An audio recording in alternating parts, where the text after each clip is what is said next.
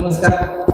आमच्या अंबोली शहरातील उत्तम सरस्वती अकॅडमीच्या तर्फे आमचे प्राध्यापक गोपाल सर यांचा वाढदिवस साजरा केलेला आहे आणि सगळे लाईव्ह जर जे असतील तर आमच्या गोपाल सरांना लाईव्हमध्ये कमेंटमध्ये वाढदिवसाच्या शुभेच्छा द्या आणि त्यांचं लेक्चर पुढं ऐकत राहा. जय हिंद, जय महाराष्ट्र. धन्यवाद सर, तुम्ही मला माझ्या वाढदिवसानिमित्त शुभेच्छा दिल्या त्याबद्दल तुमचे खूप खूप आभार. ठीक आहे मित्रांनो, आपण कालच्या लेक्चर मध्ये पाहिलं की संविधान सभेची निर्मिती पाहिली आणि संविधान सभेच्या निवडणुका सुद्धा आपण पाहिल्या. तर संविधान सभेच्या निवडणुका झाल्या जुलै ऑगस्ट 1946 ह्या दरम्यान संविधान सभेच्या निवडणुका झाल्या. मग संविधान सभेच्या निवडणुका कशा झाल्या त्या आपण पाहिल्या. त्याआधी सर्वात महत्वाचं कधी की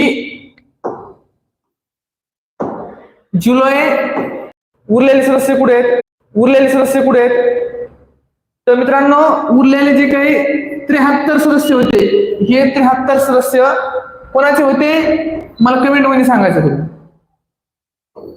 आणि ते निवडून येणार होते ते निवडून येणार नव्हते, ते नामनिर्देशित होणार होते. नामनिर्देशित. आता नामनिर्देशित ही काय भानगड आहे? नामनिर्देश म्हणजे त्यांना संविधान सभेवर येण्यासाठी कोणाचंही मत घ्यावं लागलेलं नाही.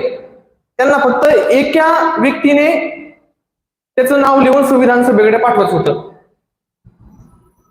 जे संस्थानिक होते त्या संस्थानिकांनी प्रत्येकाने आपला एक प्रतिनिधी, म्हणजे जे 73 संस्थानिकांचे प्रतिनिधी 73 जागा सोडल्या होत्या, तर त्या 73 जागा जे काही संस्थानिक होते त्या ही निवडणूक झाली अप्रत्यक्षपणे. आता अप्रत्यक्षपणे ही कशी भानगड आहे? तर अप्रत्यक्षपणे ही मी मागच्या लेक्चर मध्ये तुम्हाला सांगितलं अप्रत्यक्षपणे भानगड कशी, की आता लक्षात घ्या अप्रत्यक्षपणे म्हणजे भानगड काय. गण्याचं लग्न आहे. आता हा गण्याचं लग्न असताना काय करतो, त्याचा मित्र मने आहे आणि एक आहे सोन्या, बरोबर. हे तीन काय आहेत, मित्र आहेत.